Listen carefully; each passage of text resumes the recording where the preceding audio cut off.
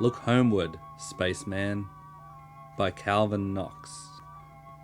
I guess this is the street, Paul thought. I'm back. It annoyed him that after 6 years in space, he was no longer quite sure where his home was. But this was the street, all right. The memories came flooding back. He remembered the houses of mottle-coloured stone, the cracked and gnarled sidewalk, and the scraggly sycamore that marked his home. Not even the dawn of the space age had troubled the tree. It was still planted there firmly, leaning out at a crazy angle, with chunks of bark flaking off its side. A pretty girl came around the corner. She was wearing softly glowing translucent slacks, and with her was a big old Dalmatian at the end of a radio leash. "Hi, Paul," she said, smiling. "Hello," he said uncertainly. He wondered how she knew him. She didn't look much past 17, and so could only have been 11 or so when he had gone away. Yet she recognized him at once. He frowned and reached back into his memory. The Dalmatian might be the old Riley dog, he thought. And then the girl would be Nancy Riley. He turned for another look at the girl's retreating figure and chuckled. She had been just a scrawny kid playing jump rope when he left. Paul approached his house and noted with amusement that the old woman who lived next door was still rocking on her porch, looking placidly out at nothing particular. "Hello, Paul," she said as he came close. "Nice weather, isn't it?" Shocked, he mumbled slowly, "It certainly is," and started up the steps.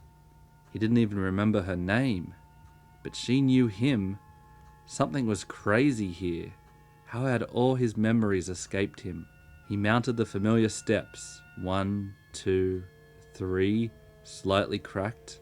4, 5, somewhat warped. 6. The old doormat was still there. He shuffled his feet on the doormat as he had been taught to do long years before, and, straightening his hair, squaring his shoulders, clearing his throat, he rang the bell. He waited.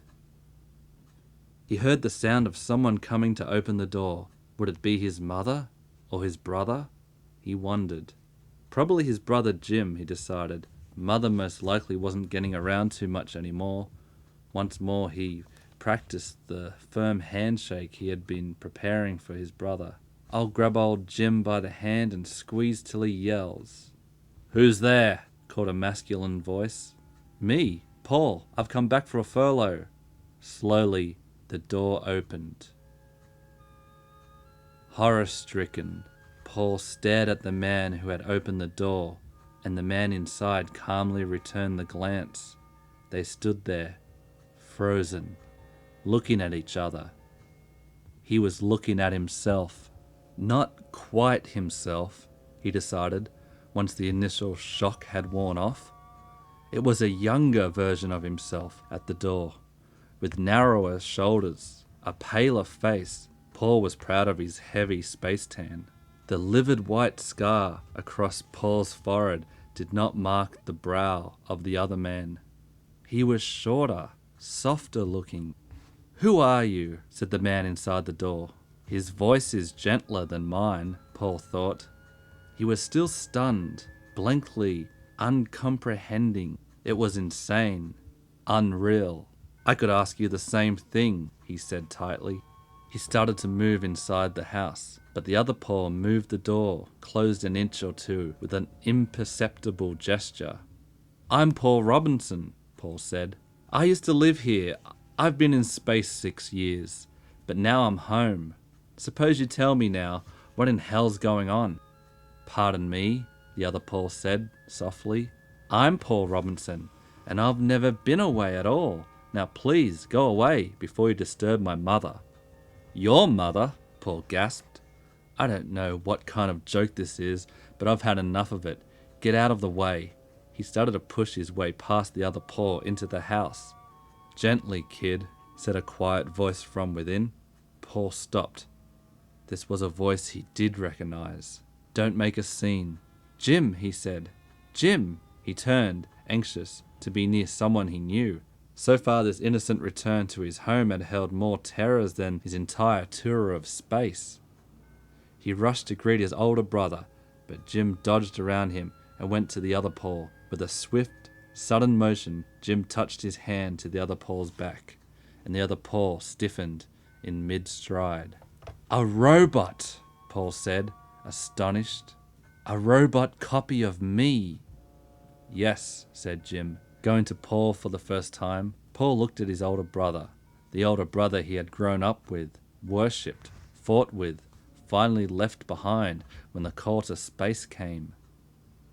He seized Jim's hand and shook hard. Jim's grip wasn't what it had been. He winced and tried to struggle free, but Paul clamped tighter and tighter, glorying in his new strength. "Uncle!" Jim cried. "Uncle!" "At last," Paul said. He relaxed his grip and smiled broadly. "At long last I've made you yell, Uncle." Jim shrugged. "The younger generation always wins eventually, Paul. I'm afraid space has made a man out of you. How long are you going to be home?" "I have a 2-day leave," Paul said, staring strangely at the still unexplained robot. "Then we ship out again on the Rigel run. The great wheel of interstellar commerce has decided it can dispense with this particular cog for 2 days." Jim was no longer the powerful giant of Paul's memories. He'd become stooped in 6 years, so he was no longer as tall as Paul, and his forehead was higher, and there was a loneliness in his eyes that hit Paul hard.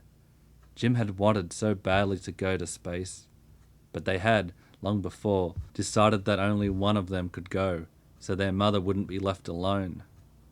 Everyone thought it would be Jim to go, but Jim had waited for Paul to grow up so they could take the test together, and by then Jim's reflexes weren't what they had once been. Paul had easily outscored him. Jim had stayed here, with his mother, just the two of them in the old and dingy house, with the 20th century furniture and the old-style appliances, and the ancient sycamore tree, and Paul had been to Deneb, Pokyon, and the myriad of other bright stars. He had thought of Jim occasionally, out in the stars, wondering how Jim was managing to fill in the lonely, empty circle of his days. The years had been hard on Jim. "I'm having a friend drop in tomorrow for dinner before we go back to ship. Jack Fenner. He's my bunkmate on ship. But say," he turned to where the robot was standing frozen in the shadows. A word caught on its plastic lips. "Tell me what that thing is doing here. It was a nightmare to find myself answering the door." Jim chuckled hollowly. "I bought him right after you left. It was pretty rough for a while. Paul, Mother missed you terribly the first week. She became ill worrying about you." "There was nothing about it in her letters," Paul said. "Of course not. We'd never tell you. I wrote a lot of those letters myself. She was so sick that the doctors told me she wouldn't live unless you came back from space immediately. I didn't dare ask you to come back. I couldn't do that to my own brother, and so I had the robot double made. I told her that you were back, that your flight had been called off or something like that, and she accepted it. I borrowed, and I had a little put away. Back then I was thinking of marrying, and I'd saved for that. But it was my happiness against yours and Mother's, so I couldn't, you know. Paul, the girl married someone else. She's happy too." "I see," Paul said. He sank into one of the deep, soft chairs and stared at the motionless replica of himself next to his brother. "So all these years she's thought I was right here, and that's why Nancy Riley said hello to me, and the old woman next door talked about the weather. What happens—" "Jim!" Someone called from upstairs. "Who was that at the door, Jim?" "You'd better come down here, Mother," Jim shouted. "I have a surprise for you." "What are you going to do?" Paul whispered. "Suppose she asks me something I don't know. Shouldn't we hide the robot?" "No," Jim said. "This is the only way. I want her to see both of you together, so I can tell her the truth after all these years of pretending. She's well now. She can take it." But what happens after I go back? Will she still be willing to accept the robot? I know what I'm doing, Jim said. Here she is. Paul looked up as his mother appeared. Hello, Mother. He faced her, glad to see her again. She didn't look much older. She had hardly changed at all. I'm home. She looked at him, studying the white scar on his forehead, he suspected, and then at the robot, then back at him, and finally at Jim. Who is this, Jim? She asked. Her voice was as clear and as strong as it had ever been. This is Paul, Mother. He's been in space for 6 years. I bought this robot right after he left, so you wouldn't miss him too much. The shadows of the old house seemed to wrap around the three of them bleakly. Is this true, Paul? She said in a tight voice. Yes, Mother. He walked around the room, getting familiar with the old things, with the smell of home and the warmth of home. You mean you've hoaxed me, Jim? She demanded. He nodded silently. It was necessary.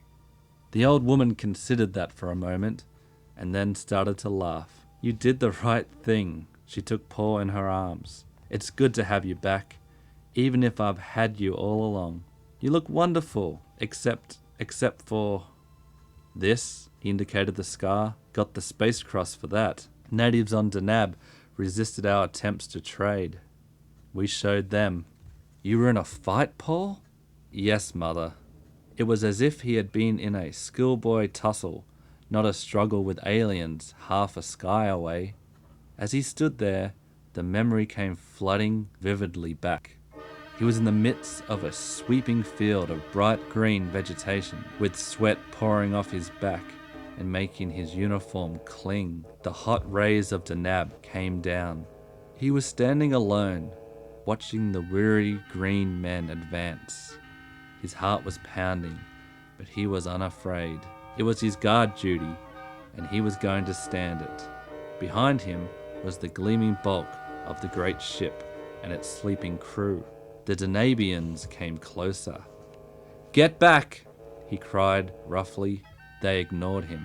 They were short, thin, monkey-like humanoid men with long, grotesque skulls and deepest, terrifying red eyes. They came closer.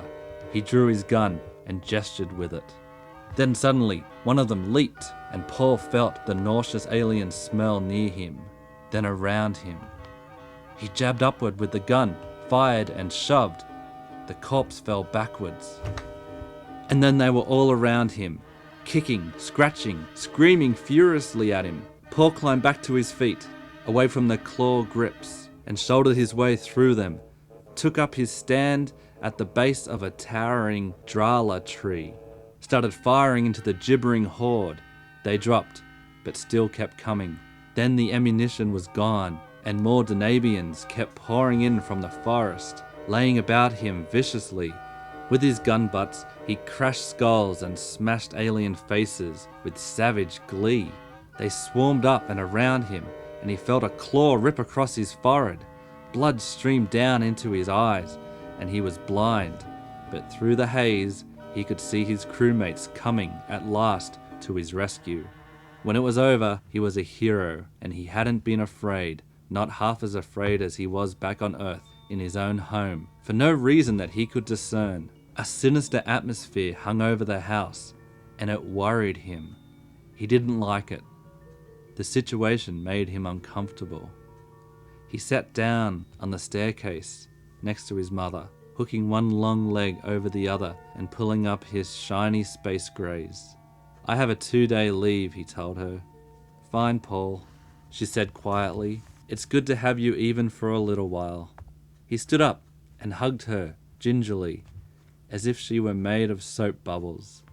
Come on, you must be hungry, she said, heading toward the kitchen. Jim followed, smiling, while the robot stayed frozen in its corner. You know, Paul, she said, all these years I've loved that machine like it was my own son. And I never knew the difference. Science is a wonderful thing, isn't it? Paul nodded, uneasily. The substitute idea was still too grotesque for him to take as lightly as she did. "Where are you going when you ship out tomorrow?" "Sirius first," he said, by overdrive, then to Procyon and back to Denab for a little cleanup action, then on to Rigel for a while. He glanced at Jim. Paul knew he was picturing those stars in his mind, seeing them by the light of his tarnished dreams. "Ought to be quite a brawl out at Denab," he said. "Oh, I'm having a bunkmate of mine here for dinner tomorrow night before we go back. He'll tell you about Denab." "Paul?" She was looking at him intently, nervously. She paused for a moment, as if arranging her words. Then she said, "Paul, do you have to go back to space?" "What?" "I mean it, Paul. When you leave tomorrow, I'll have only the robot again. I'll know he's not real. Anyway, he'll only be half of my son. I don't want the little boy always. I want the man who's been to space. Stay here with us. I'll fix up your room the way you used to have it. All your books, your records, the desk arranged the old way, even that luminous bedspread you liked. 6 years in space ought to be enough." Paul glared angrily at his brother. Why did Jim have to tell her the truth? Why not keep up the pretense? Did Jim do it deliberately? Just to see me squirm? Maybe after all these years of self-sacrifice, he wants to get back at me. "I want you to give up space. I don't want a robot substitute anymore. I want my son." Her clear blue eyes, still undimmed by age, were flecked with tears. "You can't ask that of me," Paul said through tight lips. "It's my life out there. I can't give it up now and tie myself down to Earth. I've left Earth for good. Stay here for me, Paul." He nodded his hands. "Not even for you. It's not fair of you to ask me to give up everything just like that. Space is everything to me." "You'll like it here, Paul. You'll forget space in a month." She was coaxing, wheedling, trying desperately to hold him back. "I wish I hadn't come home at all," he said dully. He walked to the window. The sun was just beginning to drop in the sky, and the distant spaceport was painted a dull orange by the dying day. He looked at the silver-red ships with their noses pointed to the skies. "Why do you want to tie me down? I don't want you to suffer, but..." "I know," she said. "The same old story. You've always been selfish, Paul. You've let your brother make every sacrifice for you, and you've never really shown any gratitude, and you never wanted to obey me either. My wishes meant nothing to you." He looked from one figure to the other in anguish. Why were they torturing him? Why had his whole homecoming been such a nightmare? "I can't let you do this to me," he snapped. He walked towards the door and quickly strode through, passing the unconcerned robot, slamming the door hard. He reached the porch, paused, and stared bitterly at the quiet, small-town street, wondering why they were doing this to him. It was harder to fight your mother than a whole world full of green Denabians. "If I had known this would happen, Paul..." "Forget it, Jim. I didn't know." "Skip it, Jim." Paul stared coldly at his brother. "I know why you did it," he said after a moment. "You want me to stay here so you can go away somewhere, don't you? You're afraid to leave mother alone with robot sons, so you want to trap me into taking your place here. Well, no game. You've chosen your lot, and you've got it for keeps." "That's not it at all," Jim said. "You don't understand. I don't want to leave home. I can't leave. I've bound myself hand and foot. I've lived here all my life. This house is like a shell to me by now. I'm 35, Paul. I'm set in my ways now, and I can't break out. I can't tell you how much everything in this house means to me. Mother, the books, the furniture, even the robot. I can't tell you." "Okay, skip it," Paul said roughly. "Let's eat." Mrs. Robinson had made a lavish breakfast, all the things she remembered Paul loved, but they ate in stony silence. Paul kept his eyes on his plate, and she brought him the food without saying anything. After the meal was over, He quietly picked up the dishes and put them in the washer, and sat down again. Abruptly, he got up and went to his old room. He wandered around it, getting acquainted again with the things he had loved years before, playing one of his favourite records, sitting in his favourite chair. Then he came back down. She was puttering around, dusting and cleaning, while Jim sat quietly in a corner. "Why don't you have an electronic duster?" he asked. "This gives me something to do when I'm bored," she said, continuing to wipe. "What time is your bunkmate getting here?" "Fenner? Oh, I don't know. He was in Wilmot visiting his family, and he'll probably get through here pretty soon. Blast-off is tomorrow morning at 8, but we have to be on board ship tonight at 22 sharp." "That means you'll have to leave here about 20:30 to get to the spaceport on time," she said. She continued dusting for a while. When she considered the job finished, she put the dust cloth away. "My room looked wonderful," Paul said. "Just the way it always did." "I thought you'd like it," she said. "Sleep well?" "The best. Nothing like sleeping at home after 6 years of spaceship cots." "No," she said. "Nothing like it." They were silent. The doorbell finally ended the silence when it had grown almost too tight to bear. Paul opened the door, and Jack Fenner burst through. He was a short, wiry man, smiling broadly, with thin, space-tanned features and a keen pointed nose. He wore a pair of rumpled space greys. "You must be Mrs. Robinson," he said. "Gunner's always talking about you." "Gunner? Didn't he tell you? That's what we nicknamed him after the Deneb business." "He didn't tell us much about Deneb," Jim said. Fenner glanced at Jim. "Oh, hello. You must be Gunner's brother Jim, the one who taught him how to use a gun." "That's right," Jim said proudly. Paul frowned. "You mean he didn't tell you about Deneb?" Fenner said in amazement. "First man in our ship to win a space cross, and he didn't tell you? Why, when those Denabians came at us, he held them off single-handed with 2 handguns until his ammo ran out, and then he used the guns as clubs till we got out to help him." "You didn't tell me, Paul," said Mrs. Robinson accusingly. "I didn't want to upset you." "You mean you didn't know your son was a hero? Hell, Gunner, you weren't so modest on ship. Every time we..." "Jack," Paul protested. "But you told that story from one end of space to the other, and I don't think you ever took that medal off. I bet you took showers with it pinned to your skin. You were so proud of it." "So you're a hero, Paul?" "You didn't say much about it." Paul deliberately ignored Jim's question and turned to Fenner. "How's your family, Jack?" "Well, there's not very much of it, you know. Just my aunt and my kid brother. But my brother just passed his number 1, and he'll be shipping out for Centauri next month, and my aunt's going to be all alone. It's rough when you have someone in space like that, and you're all alone at home, like my aunt. Except for her cats, that is. She's got 2 big Persians, and they're going to be like children for her now that my brother's leaving. Say, Mrs. Robinson, why don't you ring my aunt and get together sometime? I think you'll like her." Hastily, he scribbled something on a slip of paper. "Here's her number, Mrs. Grace Fenner, over in Wilmot. Call her up sometime. She loves having guests. And she'll love having Gunner's mother especially." "Thank you, Jack," Mrs. Robinson said. She took the slip of paper. "I'll get in touch with her. But you must be awfully hungry, Jack. Let's have dinner now and talk later." "Fine," Fenner said. "I've been hearing about your cooking all the way from Denab back." He'd followed her into the kitchen, and Paul and his brother walked in together. Jim gave Paul a light tap on the shoulder, and they entered almost playfully, almost as if it were years ago. After the meal, with the sun well below the horizon, Fenner stood up, stretched contentedly, and said, "I hate to rush off like this, but I have one more stop before I get back to the ship. Thanks for everything, Mrs. Robinson. I sure intend to take you up on that repeat invitation next time we're down Earth. So long, Jim." He turned to Paul.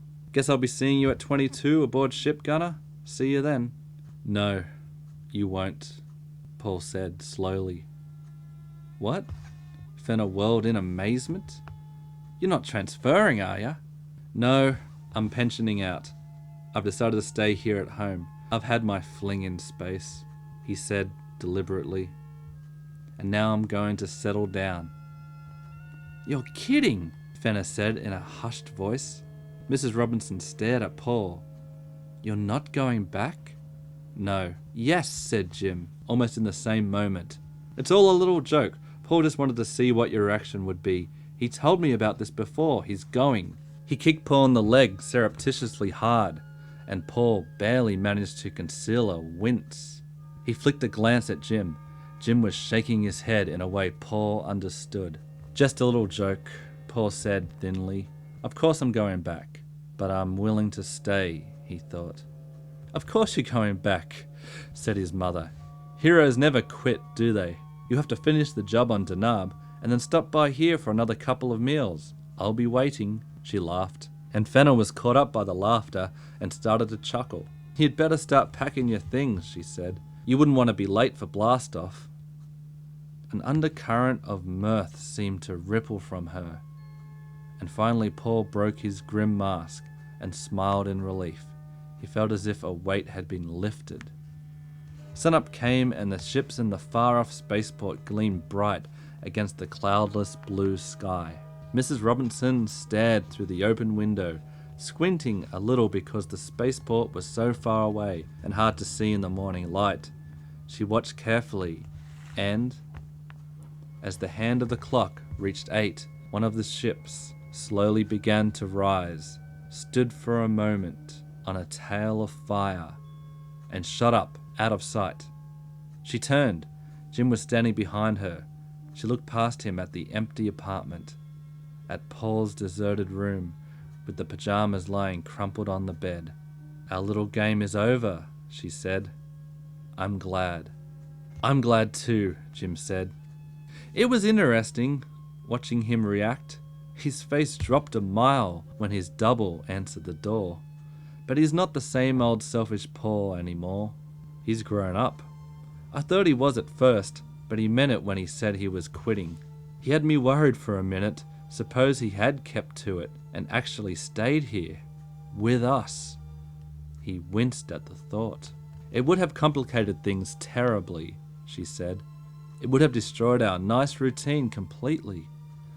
"Well, suppose we go downstairs and get the poor robot working again. He'll be awfully stiff after 2 days of being shut off." They went downstairs, mother and son, and Jim took out the key and activated the Paul robot. The Paul bot. The robot finished the word he had to say and stretched his limbs. "The family is complete again," Jim said. "It's good to be moving," said the Paul robot. Mrs. Robinson turned to her son. "You'd better renew my charge too, Jim," she said. "I'll be running down any day now." He opened the panel in her back and touched the key to the charging stud. "There, enough energy to keep you going for weeks, Mother." He put his arms around his mother and his brother. "Now we can get back into our regular family routine again, till the next time Paul has a furlough. Then we can play the game again." He looked at the Paul robot and the mother robot and at the cozy 4 walls that bounded his little world. It was good to have the mother and brother and the home he loved all the rest of his life. He smiled warmly and thought of Paul fighting for his life on those hot, uncomfortable planets. He drew them closer to him. "I can't tell you how much you mean to me," he said. "Both of you."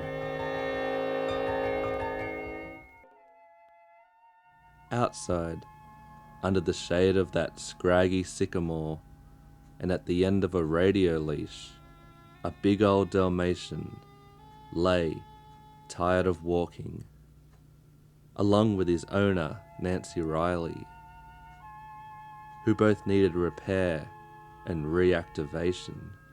Under that crazy angled tree, that crazy sycamore that had withstood so much change over the centuries. The end. And that was Look Homeward, Spaceman by Calvin Knox. And that was written in 1956. So that's a while back now. Thanks for watching. Subscribe if you want more. Comment down below.